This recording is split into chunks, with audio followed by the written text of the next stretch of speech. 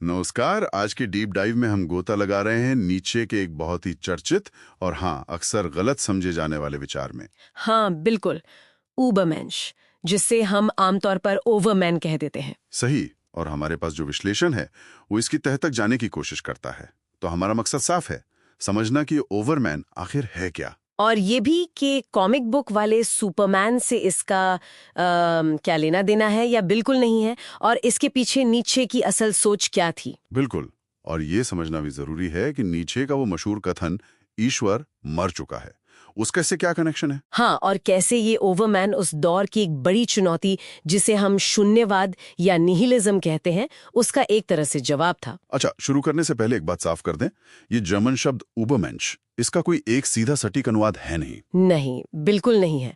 Superman वाला अनुवाद तो पॉप कल्चर में चला गया, लेकिन उसी ने वो रास्ता खोला कि नाजी विचारधारा ने इसे अपने हिसाब से तोड़ मरोड़ दिया। हाँ, जबकि ये जानना बहुत जरूरी है कि नीचे खुद राष्ट्रवाद और यहूदी विरोधी सोच के कितने सख्त खिलाफ थे। बिल्कुल।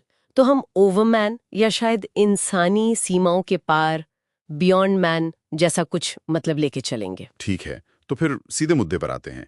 ये ओवरमैन है क्या चीज? विश्लेषण क्या कहता है? देखिए, विश्लेषण बताता है कि ये मानवता के लिए एक लक्ष्य जैसा है, एक ऐसा विकास जो हमारी पारंपरिक सोच, खासकर जो धार्मिक दायरे हैं, उनसे आगे जाता है। मतलब एक तरह से इंसान का अगला पड़ाव। हाँ, कह सकते हैं।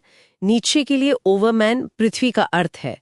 जब पुराने नैतिक सहारे जैसे धर्म वगैरह वो कमजोर पड़ जाते हैं, वही ईश्वर मर चुका है वाली बात, तब ओवरमैन वो है जो अपने मूल्य खुद तय करता है, बाहर से नहीं लेता। हम और नीचे ने इंसान को कहा था जानवर और ओवरमैन के बीच तनी एक रस्सी, मतलब हम बीच में कहीं अटके हैं। बिल्कुल, बस एक ट्रांजिशन फेज है, मंजिल नहीं।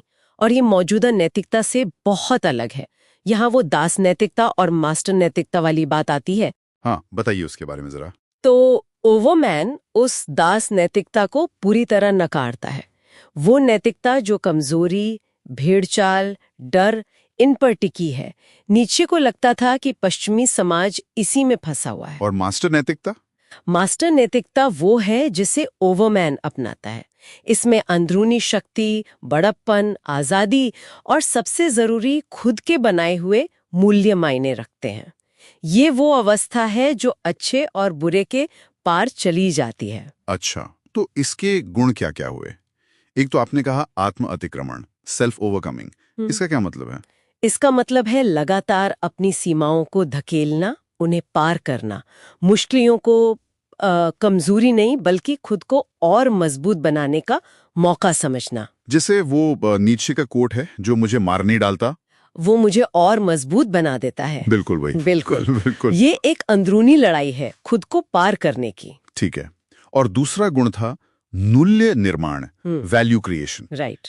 यानी रेडीमेड वैल्यूज नहीं लेना। हाँ, समाज या परंपरा ने जो पकड़ा दिया उसे आंख बंद करके मानने लेना, अपने मूल्यों को खुद रचना, सवाल उठाना। और ये शायद शक्ति की इच्छा, विल टू पावर से जुड़ा है। हाँ, बिल्कुल जुड़ा है।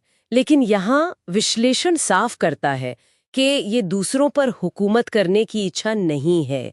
ये गलतफहमी बहुत आम है। तो फिर क्या है ये? ये है आत्मनियंत्रण, सेल्फ मास्टरी, अपनी क्रिएटिविटी को, अपनी क्षमता को पूरी तरह से इस्तेमाल करना, जिंदगी की रुकावटों को पार करने की अंदरूनी ड्राइव, अपने अंदर जो उथल पुथल है उस पर काबू पाना। दिलचस्प। और फिर अमोर फाती, यानी नियति से प्रेम। ये तो सुनने में काफी मुश्किल लगता है मुश्किल, पर नीचे के लिए बहुत जरूरी। इसका मतलब है जीवन में जो भी आए, सुख दुख, सफलता असफलता, सबको गले लगाना, उसे जरूरी मानकर स्वीकार करना, बिना किसी शिकायत के। सब कुछ स्वीकार करना।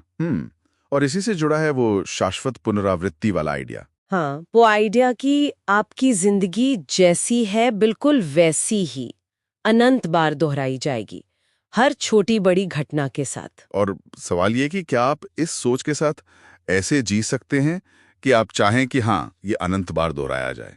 ये तो जिंदगी को हाँ कहने का अल्टीमेट टेस्ट हुआ। बिल्कुल, जीवन की सबसे गहरी पुष्टि। लेकिन अब सवाल ये उठता है कि क्या ये ओवरमैन बनना मुमकिन भी है, खुद नीचे ने साफ कहा था, अब तक कोई ओवरमैन पैदा नहीं हुआ है। तो मतलब ये सिर्फ एक थ्योरी है, एक आदर्श। हाँ, एक आदर्श है, एक बहुत दूर की मंजिल, शायद लाखों साल दूर। और ये किसी एक इंसान की कोशिश से नहीं, बल्कि शायद पूरी संस्कृति के विकास से उभरेगा। ये कोई फिक्स्ड स्टेट नहीं है, बल्कि एक लगातार बनते रहने की प्रक्रिया है। नीत्शे ने कुछ लोगों की तारीफ तो की थी ना, जैसे नेपोलियन या गोथे। हाँ, की थी, पर उन्हें भी इंसानी, बहुत ज्यादा इंसानी कहा। मतलब वो शायद उस दिशा में कुछ कदम थे, लेकिन ओवरमैन नहीं थे। वो ऊंट शेर बच्चे वाला रूपक। हाँ, शायद वो शेर बन पाए, यानी पुरानी व्यवस्था के खिलाफ विद्रोह करने वाले। लेकिन वो बच्चे वाली अवस्था तक नहीं पहुंचे, जो मासूमियत से नई शुरुआत करती है और जीवन को पूरी तरह हाँ कहती है। चलिए अब उन गलतफहमियों पर आते हैं जिन्होंने इस विचार को बहुत नुकसान पहुंचाया। सबसे बड़ी, नाजी कनेक्शन। उफ, ये सबसे दुखद और हानिकारक गलतफहमी है। नाजियों ने, और इसमें नीत्शे की बहन का भी हाथ था, उनके विचारों को अपनी घटिया नस्लवादी सोच में फिट करने के लिए बुरी तरह इस्तेमाल किया। जबकि नीत्शे तो खुद कट्टर राष्ट्रवाद और यहूदी विरोध के सख्त खिलाफ थे। उन्होंने तो यहाँ तक कहा था कि सारे यहूदी विरोधियों को देश से निकाल देना चाहिए। बिल्कुल उल्टी बात थी उनकी। और दूसरी गलतफहमी कि ओवरमैन एक तरह का बेरहम तानाशाह होगा। विश्लेषण इसे भी पूरी तरह खारिज करता है। देखिए, ओवरमैन में शायद जुल्म करने की क्षमता हो सकती है, लेकिन वो इस इच्छा पर काबू पा लेता है।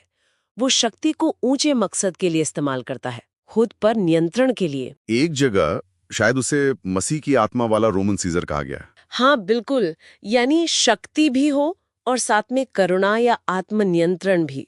शक्ति का मतलब दूसरों को कुचलना नहीं है। तो कुल मिलाकर सार ये निकलता है कि ओवरमैन सिर्फ ताकतवर होना नहीं है। बिल्कुल नहीं, ये खुद को गढ़ने, अपने मूल्य बनाने, पारंपरिक नैतिकता के पार जाने और जीवन को उसकी पूरी सच्चाई में, उसकी मुश्किलों के साथ स्वीकार करने का एक आदर्श है। ये उस अर्थहीनता का जवाब है जो नीत्शे को अपने समय में दिख रही थी। और आज के समय में क्या ये विचार प्रासंगिक हैं, भले ही कोई पूर्ण ओवरमैन ना बन पाए? मुझे लगता है बिल्कुल प्रासंगिक है। इसके पीछे के जो सिद्धांत हैं, जैसे सेल्फ ओवरकमिंग, अपने मूल्य खुद बनाना, अमोर फाती, ये आज भी हमें रास्ता दिखा सकते हैं। किस तरह? पर्सनल ग्रोथ के लिए, मुश्किल वक्त में टिके रहने के लिए, जिसे रेजिलियंस कहते हैं, अपनी असलियत को जीने के लिए, और खासकर इस अनिश्चित दुनिया में अपने लिए कुछ अर्थ खोजने के लिए। जोर बनने पर है, कुछ हो जाने पर नहीं। और विश्लेषण एक दिलचस्प सवाल छोड़ता है आखिर में, क्या ओवरमैन सिर्फ किसी अकेले इंसान की कोशिश से मुमकिन होगा, या ये एक सामूहिक सांस्कृतिक बदलाव होगा, या शायद कोई खुशहाल संयोग? या शायद कोई खुशहाल संयोग? हाँ, ये सोचने वाली बात है। क्या कोई समाज जानबूझकर ऐसी क्षमता को बढ़ावा दे सकता है? और अगर हाँ, तो वो समाज देखेगा कैसा? बिल्कुल, ये सवाल हमारे सुनने वालों के लिए छोड़ जाते हैं। इस पर जरूर सोचिएगा।